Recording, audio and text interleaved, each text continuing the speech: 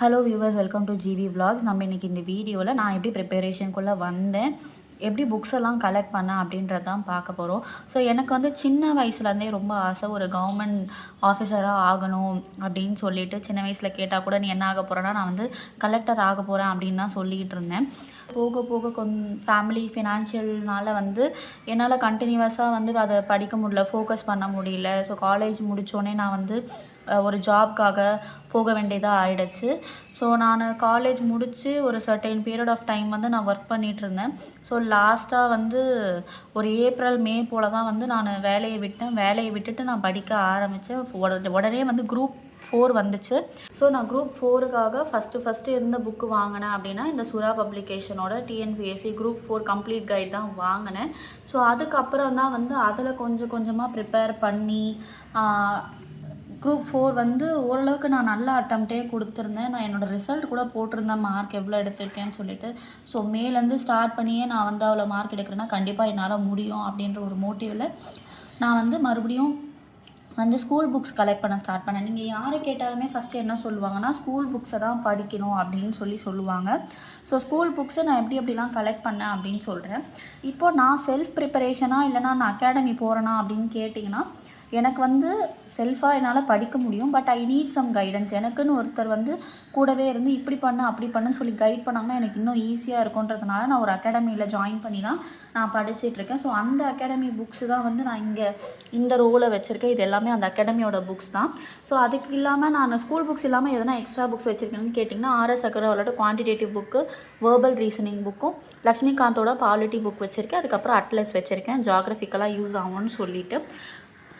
இப்போது இந்தந்த புக்ஸ் எல்லாம் பார்க்கலாம். நான் இது வந்து அமேசானில் வாங்கியிருந்தேன். அதுக்கான vlog வந்து நான் ஆல்ரெடி போட்டிருந்தேன். ஸோ இந்த குவான்டிடேட்டிவ் புக்கு வந்து ஓல்டு எடிஷன் தான். நான் வந்து ட்ரிப்ளிகேனில் வாங்கினேன். ஸோ இந்த புக் பார்த்திங்கன்னா வந்து இது வீட்டிலே இருந்துச்சு. என் தம்பி படிக்கிறப்ப அவன் ப்ரிப்பரேஷனுக்காக ஏதோ யூஸ் பண்ணிகிட்டு இருந்தான்னு சொல்லி வச்சுருந்தாங்க. ஸோ இந்தியன் பாலிட்டி புக் வந்து நான் மோர் மார்க்கெட்டில் வாங்கினேன். ஸோ அட்லஸ் வந்து அமேசானில் வாங்கினேன். இது எல்லாமே இன்ஸ்டியூட் புக்குன்னு சொல்லிட்டேன். இப்போ இந்த ஸ்கூல் புக்கு கலெக்ட் பண்ணுறதுல தான் எனக்கு ரொம்ப பெரிய தலைவலியாக இருந்துச்சு.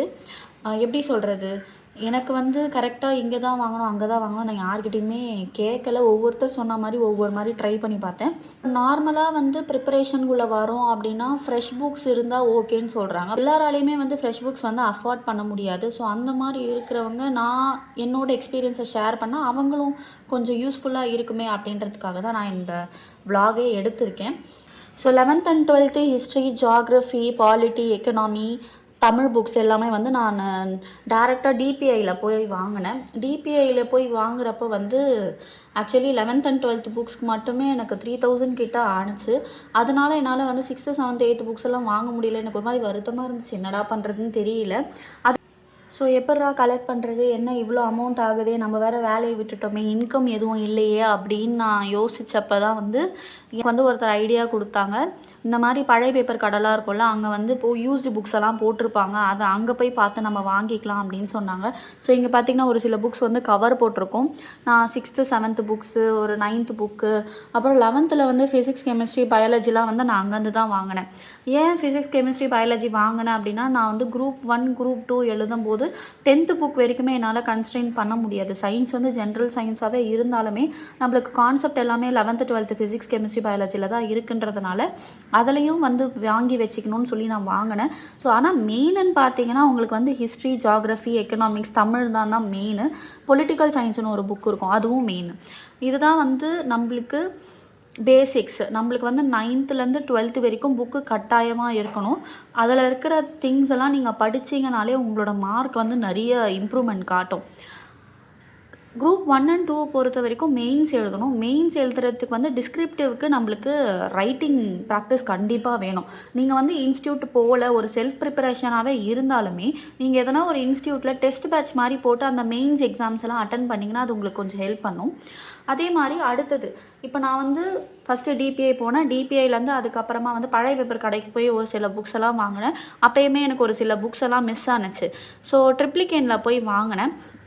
ட்ரிப்ளிகேனில் வந்து சேப்பாக் ஸ்டேடியம் இருக்குது இல்லைங்களா, அங்கே சுற்றி வந்து நிறைய ரோட் சைட் புக் கடைங்கள்லாம் இருக்கும். ஸோ மெஜாரிட்டியாக 8th, 9th புக்கெல்லாம் நான் வாங்கிட்டு வந்தேன். அந்த ஆர்எஸ் அகர்வால் குவான்டிடேட்டிவ் ஆப்டிடியூடும் நான் அங்கே தான் வாங்கினேன்.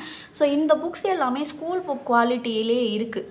அதில் வந்து ஒரு டவுட்டுமே கிடையாது. ஸ்கூல் புக் குவாலிட்டிலே இருக்குது. அவங்க வந்து கம்மி பண்ணி தராங்க ரேட்டை. நம்ம வந்து அடித்து பேசினா கம்மியாகவே வாங்கிக்கலாம். ஸோ இதுதான் வந்து என்னோடய புக் கலெக்ஷன் ஜேர்னி. ஃபஸ்ட்டு டிபே, அதுக்கப்புறம் கைலாங்கடை, அதுக்கப்புறம் வந்து ட்ரிப்ளிகேன் சேப்பாக் ஸ்டேடியமில் வாங்கினேன். இது இல்லாமல் எனக்கு இன்ஸ்டியூட்லேயும் புக்கு கொடுத்துருக்காங்க. ஸோ உங்களுக்கு இந்த வீடியோ வந்து யூஸ்ஃபுல்லாக இருக்கும்னு நம்புகிறேன். இப்போ ஸ்கூல் புக்ஸுன்னு பார்த்தீங்கன்னா மெஜாரிட்டி வந்து நம்மளுக்கு 8th-லேருந்து 12th வரைக்கும் இருக்கிற புக்ஸ் கண்டிப்பாக தேவை. 6th and 7th புக்ஸ் வேணால் நீங்கள் பிடிஎஃபாகவே படிச்சிக்கலாம். ஸோ நார்மலாக ஸ்கூல் டெக்ஸ்ட் புக்ஸ் வந்து நம்மளுக்கு வெப்சைட்லேயே அவைலபிளாக இருக்குது. நீங்கள் வந்து ஜென்ரலாக கூகுளில் போயிட்டு SCERT கிளாஸ் 7 டவுன்லோட் அப்படின்னு போட்டிங்கனாலே உங்களுக்கு book subject wise old edition new edition ரெண்டுமே காட்டும்.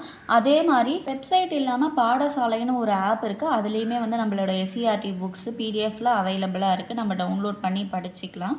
நீங்கள் வந்து ஐயோ படிச்சுக்கிட்டே இருக்கணுமா 24 hours சொன்னால் அப்படிலாம் கிடையாது. உங்களோட ஸ்டடி பேஸில் ஆனால் டெய்லி படிக்கிற மாதிரி இருக்கணும். இதை தவிர நம்ம எதனா கன்சிஸ்டண்ட்டாக பண்ணணுமா அப்படின்னு கேட்டிங்கன்னா நியூஸ் பேப்பர் படிக்கணும். டெய்லி இங்கிலீஷில் ஹிந்து படிக்கலாம், இல்லைனா தமிழில் வந்து தினமணி படிக்கலாம். டெய்லியுமே வந்து கரண்ட் அஃபேர்ஸ் அப்டேட் பண்ணிகிட்டே இருக்கணும். உங்களால் நியூஸ் பேப்பர் வாங்க முடியல, அதை வந்து உட்காந்து படிக்க முடியலன்னா நம்மளுக்கு நிறைய யூடியூப் சேனல்ஸ் இருக்குது. நீங்கள் அதில் எதனா ஒன்று பெஸ்ட்டாக எடுத்து நோட்ஸ் எடுத்துக்கிட்டே வரலாம். ஸோ கன்சிஸ்டண்ட்டாக இருக்கணும்னா டெஸ்ட்டு போடுங்க. யூஸ்வலாக வந்து டெஸ்ட்டு கண்டினியூவஸாக போட்டால் தான் நம்மளுக்கு வந்து நம்ம படித்ததே மைண்டில் நிற்கும். ஸ்கூலில் எப்படி நம்மளுக்கு படித்து நம்மளுக்கு டெஸ்ட் வச்சு அசஸ் பண்ணுவாங்களோ அதே மாதிரி தான் இங்கேயும். நம்ம படிக்கிறது நம்மளுக்கு நினைவில் இருக்கணும்னா கண்டிப்பாக நம்மளே வந்து நம்மளை டெஸ்ட் பண்ணிகிட்டே இருக்கணும். செல்ஃப் ப்ரிப்பரேஷன் இருந்தால் கண்டிப்பாக அந்த டெஸ்ட்டுன்றது ரொம்ப முக்கியமான விஷயம். அந்த OMR ஷேடிங்கிறது ரொம்ப முக்கியமான விஷயம். அது ப்ராக்டிஸ் இருக்கணும். ஸோ மெயின்ஸ்க்கு நீங்கள் Group 1 Group 2 ப்ரிப்பேர் பண்ணுறீங்கன்னா மெயின்ஸுக்கு கண்டிப்பாக நீங்கள் வந்து டெஸ்ட் பேட்ச் போட்டு அதில் ப்ரிப்பேர் பண்ணுங்கள். நிறைய பிகினர்ஸ் இருப்பீங்க.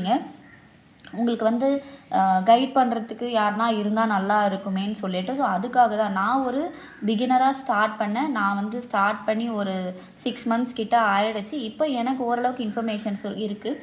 ஸோ என்ன மாதிரி நிறைய பேர் வந்து கைடன்ஸ் வேணும் அப்படின்னு நினைக்கிறவங்களுக்கு இந்த வீடியோ ரொம்ப யூஸ்ஃபுல்லாக இருக்கும். நான் எனக்கு கைட் பண்ணுறவங்களோட ஐடியாஸை நான் உங்களுக்கும் ஷேர் பண்ணுறேன். நானும் அதனால் பெனிஃபிட் ஆவேன், நீங்களும் அதனால் பெனிஃபிட் ஆவீங்க. உங்களோட கன்சிஸ்டன்ட் எஃபர்ட்னால கண்டிப்பாகவே நீங்கள் வந்து ரொம்ப பெரிய ஆளாக ஆகலாம். உங்கள் மேலே நம்பிக்கை வைங்க. இந்த வீடியோ பிடிச்சிருந்தா லைக் பண்ணுங்கள், ஷேர் பண்ணுங்கள், மறக்காமல் கமெண்ட் பண்ணுங்கள். ஃபஸ்ட் டைம் பார்க்குறவங்க இருந்தால் சப்ஸ்கிரைப் பண்ணிக்கோங்க. தேங்க்யூ ஸோ மச் ஃபார் வாட்சிங்.